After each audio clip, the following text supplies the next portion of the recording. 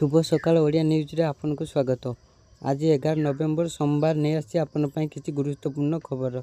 जदि वीडियोटी भल लगे लाइक शेयर कमेंट करी चैनल टी सब्सक्राइब करंतु। गड़िला बारीपदार भुवनेश्वर जगन्नाथ एक्सप्रेस बस जानटी केउटी केतेबेले परहणी विभिन्न स्थानरू हाईटेक बस सेवा जगाउथिबा राज्य परिवहन निगम नुआ नुआ रूट जोड़बारे लगी। राज्य और राज्य बाहर को यात्री मानू सुलभ दर में हाईटेक सुविधा यात्रा व्यवस्था करिबारे लगी। अनुसार एक चाहिदा थिबा रूट हेउची बारीपदारू भुवनेश्वर। तेबे एही बस केतेबेले बाहरुची एवं केउंटी केतेबेले रहणी अछि ता जानिबा निहाती आवश्यक। बारीपदारू भुवनेश्वर को संयोग करितबा ओएसआरटीसी रो सुपर प्रीमियम वोल्वो बस रे जो माने यात्रा करिवे से माने ओएसआरटीसी वेबसाइट मोबाइल ऐप किंबा टिकेट काउंटर रे टिकट बुक करि परिबे। बाबा सिद्दीक मर्डर केस गिरफ हेले शूटर शिव कुमार। बाबा सिद्दीक को हत्या मामला आउ जने शूटर गिरफ। उत्तर प्रदेश एसटीएफ और मुंबई पुलिस अपराध शाखार टीम मिलित भाव में राष्ट्रवादी कांग्रेस पार्टी नेता बाबा सिद्दीक को हत्या मामला जन गिरफ करिछि। बाहर राज्यरू एही शूटर सह तांको सहयोग करितिबा आउ 4 जन को मध्य पुलिस गिरफ करिछि। एही गिरफ पूर्वर एही मामलार मोट 15 जन को गिरफ करा जाइछि। बाबा सिद्दीक मर्डर केस रे शूटर शिव कुमार को उत्तर प्रदेश एसटीएफ और क्राइम ब्रांच आज बाहर राज्यरू गिरफ करिछि। सूत्र अनुसार शिव कुमार नेपाल फेरार हेबाकु प्रस्तुत थिला। उच्च शिक्षा जातीय शिक्षानीति प्रचलन स्नातकोत्तर हेब 4 वर्ष। चलित शिक्षा वर्ष ओडिशार उच्च शिक्षा क्षेत्र में लागू हेब जातीय शिक्षानीति 2020।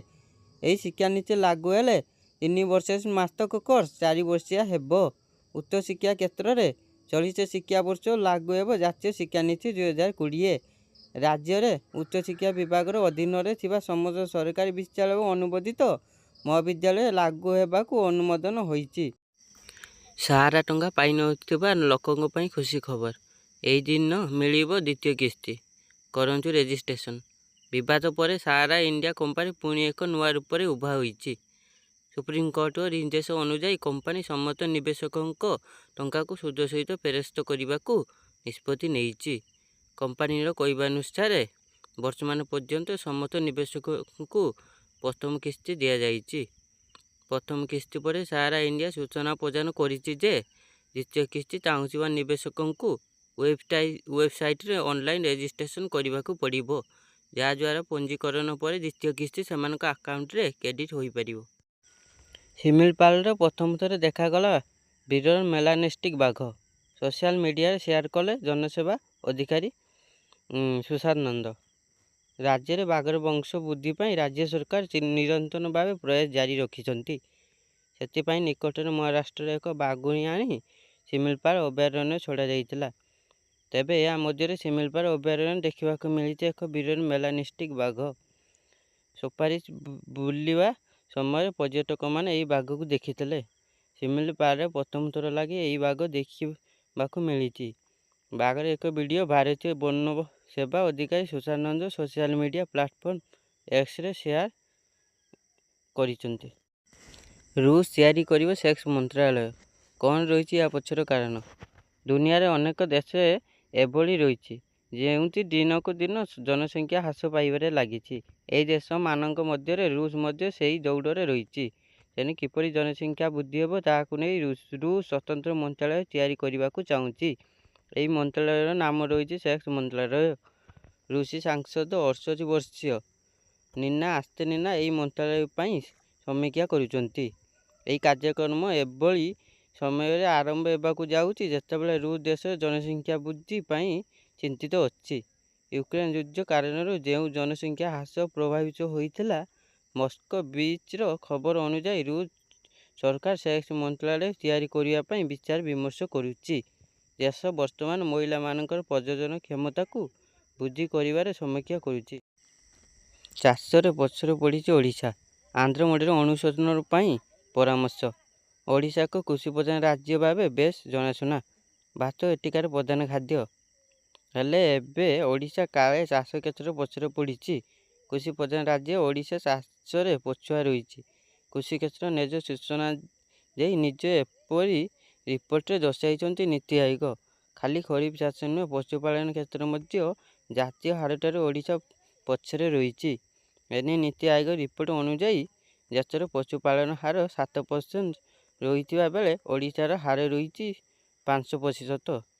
କୃଷି ଉତ୍ପାଦନ ଓ ପଶୁପାଳନ କ୍ଷେତ୍ରରେ ଓଡ଼ିଶା, ଆନ୍ଧ୍ର ଏବଂ ମଧ୍ୟପ୍ରଦେଶ ଠାରୁ ବହୁ ପଛରେ ରହିଛି। ପ୍ରଧାନମନ୍ତ୍ରୀ କୃଷି ସଂଚାର ଯୋଜନାରେ ରାଜ୍ୟରେ ଜମିକୁ ଜଳସେଚନ ବୃଦ୍ଧି ପାଇଛି। ଓଡ଼ିଆ ଇଞ୍ଜିନିୟର କମାଲ। ଭାରତୀୟ ସେନାରେ ଲାଗିବ ଓଡ଼ିଶା ଡ୍ରୋନ୍। ସେନାବାହିନୀର ପ୍ରୟୋଗ ହେବ ଓଡ଼ିଶା ଇଞ୍ଜିନିୟରମାନଙ୍କ ସ୍ୱଦେଶୀ ଜ୍ଞାନ କୌଶଳରେ ପ୍ରସ୍ତୁତ ଡ୍ରୋନ୍। ଓଡ଼ିଶାରେ ଅବସ୍ଥାପିତ ଷ୍ଟାର୍ଟଅପ୍ ବନବି ଏରୋର ଓଡ଼ିଆ ଇଞ୍ଜିନିୟରମାନେ ଏହାକୁ ପ୍ରସ୍ତୁତ କରିଛନ୍ତି। ସେନାବାହିନୀର ପ୍ରୟୋଗ ହେବ ଓଡ଼ିଆ ଇଞ୍ଜିନିୟରମାନଙ୍କ ସ୍ୱଦେଶୀ ଜ୍ଞାନ କୌଶଳରେ ପ୍ରସ୍ତୁତ ଡ୍ରୋନ୍। ଓଡ଼ିଶାରେ ଅବସ୍ଥାପିତ ଷ୍ଟାର୍ଟଅପ୍ ବନବି ଏରୋର ଓଡ଼ିଶା ଇଞ୍ଜିନିୟରମାନେ ଏହାକୁ ପ୍ରସ୍ତୁତ କରିଛନ୍ତି। ସିଭି ରମଣ ଗ୍ଲୋବାଲ ୟୁନିଭର୍ସିଟି କ୍ୟାମ୍ପସରେ ଆୟୋଜିତ ଏକ କାର୍ଯ୍ୟକ୍ରମରେ ଭାରତର ପ୍ରଥମ ଫୁଲି ଅଟୋନମସ୍ ଲଜିଷ୍ଟିକ୍ ଡ୍ରୋନ୍ ଏୟାର ଅକାର ଔପଚାରିକ ଭାବେ ଶୁଭାରମ୍ଭ ହୋଇଛି। ଆସନ୍ତା 4ରେ ପୁରୀରେ ସମରାଭ୍ୟାସ ଆୟୋଜନ କରିବ ଭାରତୀୟ ନୌସେନା। 40 ବର୍ଷ ନୌସେନା ଦିବସ ଉପଲକ୍ଷେ ଆସନ୍ତା ଡିସେମ୍ବର 4 ତାରିଖରେ ପୁରୀର ବ୍ଲୁ ଫ୍ଲାଗ ବେଳାଭୂମିରେ ଭାରତୀୟ ନୌସେନାର ସମରାଭ୍ୟାସ ଅନୁଷ୍ଠିତ ହେବ। ଏହି ଅପରେସନ୍ ଡେମନଷ୍ଟ୍ରେସନ୍ ବା ପରିଚାଳନାଗତ ପ୍ରଦର୍ଶନରେ ନୌସେନା ନିଜର ଅଜେୟ ସାମୁଦ୍ରିକ କ୍ଷମତା ଓ ଶକ୍ତି ପ୍ରଦର୍ଶନ କରିବା ଲାଗି ପ୍ରସ୍ତୁତ କରିଛି। ମହାମହିମ ରାଷ୍ଟ୍ରପତି ଦ୍ରୌପଦୀ ମୁର୍ମୁ ଏହି କାର୍ଯ୍ୟକ୍ରମରେ ମୁଖ୍ୟ ଅତିଥି ଭାବେ ଯୋଗ ଦେବାର କାର୍ଯ୍ୟକ୍ରମ ରହିଛି। ଭାରତୀୟ ନୌସେନା ଏହି ଆୟୋଜନକୁ ସୁଚାରୁ ରୂପେ ପରିଚାଳନା କରିବା ଲାଗି ଓଡ଼ିଶା ରାଜ୍ୟ ସରକାର ଏବଂ ସ୍ଥାନୀୟ ଅଧିକାରୀଙ୍କ ସହ ମିଶି କାମ କରୁଛି। ଏହି ଆୟୋଜନରେ ସ୍ଥାନୀୟ ଦର୍ଶକ ଓ ପର୍ଯ୍ୟଟକଙ୍କ ପାଇଁ ବସିବାର ବ୍ୟବସ୍ଥା କରାଯିବ, ଯାହାଦ୍ୱାରା ସମସ୍ତଙ୍କୁ ସମୁଦ୍ର ଉପକୂଳରୁ ପ୍ରତ୍ୟକ୍ଷ ଭାବେ ନୌସେନାର ସାମର୍ଥ୍ୟ ପ୍ରଦର୍ଶନ ଦେଖିବାକୁ ସୁଯୋଗ ମିଳିବ। କାହିଁକି ବନ୍ଦ ହେଲା ପୁରୁଣା 5 ଟଙ୍କିଆ କଏନ୍? ଭାରତୀୟ ବଜାରରେ 5 ଟଙ୍କା କଏନ୍ର ଯଥେଷ୍ଟ ଗୁରୁତ୍ୱ ରହିଛି। ହେଲେ ଏବେ ବଜାରରେ ଆଉ ପୁରୁଣା 5 ଟଙ୍କା କଏନ୍ ମିଳୁନାହିଁ। ମଚା 5 ଟଙ୍କା କଏନ୍ର ଅଭାବ ଏବେ ଅନୁଭବ କରୁଥିବେ। ଏହି ମୋଟା 5 ଟଙ୍କିଆ ମୁଦ୍ରାର ଐବଲ୍ୟ ଦସ୍ତୁରି ମଧ୍ୟ ଚିନ୍ତାଜନକ ହୋଇଥିଲା। ଖାସ୍ କରି ବାଂଲାଦେଶରେ ଏହି ମୁଦ୍ରାଗୁଡ଼ିକ ତରଳାଇ ଏହି ଧାତୁର ବ୍ଲେଡ୍ ଭଳି ସାମଗ୍ରୀ ତିଆରି ହେଉଥିଲା। ଆର୍ବିଆଇର ନୂଆ ମୁଦ୍ରା ତିଆରିରେ ଅନେକ ପରିବର୍ତ୍ତନ କରିଛନ୍ତି। ନୂଆ ମୁଦ୍ରା ପୂର୍ବାପେକ୍ଷା ପତଳା ଓ ବଡ଼ ରହୁଛି। ଏଥିପାଇଁ ପୂର୍ବରୁ ବ୍ୟବହାର ହେଉଥିବା ଧାତୁକୁ ମଧ୍ୟ ବଦଳାଇ ଦିଆଯାଇଛି। ସେହିପରି ଏହାର ଦ୍ୱିତୀୟବାର ଦୁରୁପଯୋଗ ନ ହୁଏ, ନୂଆ ମୁଦ୍ରାର ମେଟାଲଟିଆରୁ ବ୍ଲେଡ୍ ଭଳି ଜିନିଷ ତିଆରି ହୋଇପାରିବନି। ଏଣୁ ଏହାର ତସ୍କରୀ ଏବେ ବନ୍ଦ ହୋଇଯାଇଛି। ନିର୍ବାଚନ ପରେ କମଲା ହାରିସ୍ ଆର୍ଥିକ ସଙ୍କଟରେ, ସହାୟତା କରିବାକୁ ନିଜ ସମର୍ଥକଙ୍କୁ ଅନୁରୋଧ କଲେ ଟ୍ରମ୍ପ। ସାଧାରଣ ନିର୍ବାଚନ ପରେ ଆମେରିକାର ନବନିର୍ବାଚିତ ରାଷ୍ଟ୍ରପତି ଡୋନାଲ୍ଡ ଟ୍ରମ୍ପ ତାଙ୍କ ସମର୍ଥକଙ୍କଠାରୁ ସାହାଯ୍ୟ ଲୋଡୁଛନ୍ତି। ଡେମୋକ୍ରାଟମାନଙ୍କୁ ଦାନ କରିବାକୁ ସେ ସମର୍ଥକମାନଙ୍କୁ ଅନୁରୋଧ କରିଛନ୍ତି। ସୋସିଆଲ ମିଡିଆରେ ପୋଷ୍ଟ କରି ଟ୍ରମ୍ପ କହିଛନ୍ତି ଯେ ଡେମୋକ୍ରାଟଙ୍କ ପାଖରେ ଅଧିକ ଅର୍ଥ ଆଉ ବାକି ନାହିଁ। କମଲା ହାରିସ୍ ଉପରେ $20 ମିଲିୟନ ଋଣ ଥିବା ରିପୋର୍ଟ ଆସିବା ପରେ ସେ ଏଭଳି କହିଛନ୍ତି। ନିର୍ବାଚନ ପ୍ରଚାରରେ କମଲା ହାରିସ୍ ଖର୍ଚ୍ଚ କରିବା ପରେ ଏବେ ଆର୍ଥିକ ସଙ୍କଟ ଦେଇ ଗତି କରୁଛନ୍ତି। ପଲିଟିକର କାଲିଫର୍ଣ୍ଣିଆ ବ୍ୟୁରୋ ମୁଖ୍ୟ କ୍ରିଷ୍ଟୋଫର କାର୍ଡେଲଗ କହିଛନ୍ତି ଯେ କମଲା ହାରିସ୍ ପ୍ରଚାରରେ $20 ମିଲିୟନ ଖର୍ଚ୍ଚ ହୋଇଛି। ଡୋନାଲ୍ଡ ଟ୍ରମ୍ପ କହିଛନ୍ତି, ଏହି କଷ୍ଟ ସମୟରେ ଡେମୋକ୍ରାଟମାନଙ୍କୁ ସାହାଯ୍ୟ କରିବା ପାଇଁ ଆମେ ଯାହା କରିପାରିବୁ ତାହା କରିବୁ। ଇଣ୍ଡିଆ's ବେଷ୍ଟ ଡ୍ୟାନ୍ସର ସିଜନ୍ 4ରେ ବିଜୟୀ ହେଲେ ଷ୍ଟିଭ୍ ଜିରୋୱା। ଟ୍ରଫି ସହ ଜିତିଲେ 15 ଲକ୍ଷ ଟଙ୍କା। ସନି ଟିଭିର ଲୋକପ୍ରିୟ reality show India's best dancer season 4ର ବିଜୟୀ ହୋଇଛନ୍ତି ସିଙ୍ଗର ଷ୍ଟିଭ୍ ଜେରିଆ। ଶୋର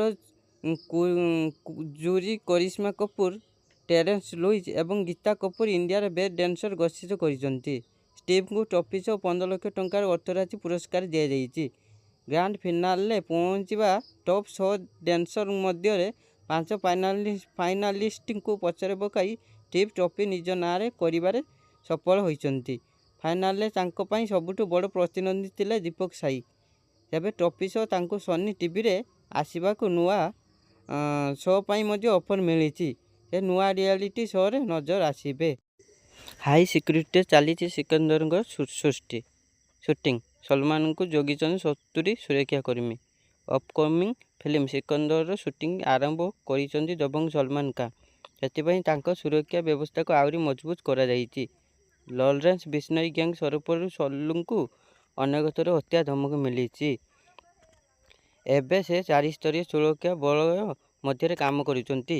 ତାଙ୍କ ସହିତ ସର୍ବଦା 50ରୁ 70 ଜଣ ସୁରକ୍ଷାକର୍ମୀଙ୍କ ଟିମ୍ ରହୁଛନ୍ତି। ହାଇଦ୍ରାବାଦର ପ୍ରସିଦ୍ଧ ପଲକନୁମା ପ୍ୟାଲେସ୍ ହୋଟେଲରେ ସିକନ୍ଦରର ସୁଟିଂ ଚାଲିଛି। ସଲୁଙ୍କ ସୁରକ୍ଷାରେ ଏନ୍ଏସ୍ଜି କମାଣ୍ଡୋ ଓ ପୋଲିସ କର୍ମୀ ମୁତୟନ ହୋଇଛନ୍ତି। ଏଥିରେ ତାଙ୍କର ନିଜର ସୁରକ୍ଷାକର୍ମୀ ମଧ୍ୟ ଅଛନ୍ତି, ଯିଏକି ଜଣେ ପୂର୍ବତନ ପାରାମିଲିଟାରୀ ଯବାନ। ସଲୁଙ୍କ ବଡିଗାର୍ଡ ସେନା ଟିମ୍ ମଧ୍ୟ ତାଙ୍କ ସୁରକ୍ଷା ଦାୟିତ୍ୱରେ ଅଛନ୍ତି। ବରୁଣଙ୍କ ଘାତକ ବୋଲିଂ ବୃଥା, ଭାରତ ମୁହଁରୁ ବିଜୟ ଛଡ଼ାଇ ନେଲା ଦକ୍ଷିଣ Africa. Short scoring match spinner Varun Chakravarthy ଘାତକ ବୋଲିଂ କରି ଭାରତୀୟ ବିଜୟ ସମ୍ଭାବନା ବଢ଼ାଇଥିଲେ। ହେଲେ ଶେଷ ଓଭରଗୁଡ଼ିକରେ ଦ୍ରୁତ ବୋଲର ନିରାଶ କରିବାରୁ ଜିତିବା ମ୍ୟାଚ୍ ଭାରତ ହାରିଯାଇଛି। ଦକ୍ଷିଣ ଆଫ୍ରିକାର ଗକେଭେରୋଆରେ ଖେଳାଯାଇଥିବା ଦ୍ୱିତୀୟ ଟି20 ରୋମାଞ୍ଚକର ମ୍ୟାଚ୍ ଘରୋଇ ଦଳ 3 ୱିକେଟରେ ବିଜୟ ହାସଲ କରିଛି। ବରୁଣ ଚକ୍ରବର୍ତ୍ତୀଙ୍କ ଘାତକ ବୋଲିଂ ବୃଥା ହୋଇଛି। ଟ୍ରିଷ୍ଟନ ଷ୍ଟକ୍ ଅପରାଜିତ 47 ରନ୍ ଇନିଂସ ଖେଳି ଭାରତ ମୁହଁରୁ ବିଜୟ ଛଡ଼ାଇ ଆଣିଛନ୍ତି। ଏହି ବିଜୟରେ ଗେର୍ଲାର୍ଡ କଏତଜୀ 19 ରନ୍ର ମହତ୍ତ୍ୱପୂର୍ଣ୍ଣ ଯୋଗଦାନ ଦେଇଛନ୍ତି। ଏଥିସହ ସୂର୍ଯ୍ୟକୁମାର ଯାଦବଙ୍କ ନେତୃତ୍ୱରେ ଲଗାତାର 11 ଟି20 ଜିତି ଆସିଥିବା ଭାରତୀୟ ଦଳ ବିଜୟର ବ୍ରେକ୍ ଲାଗିଛି।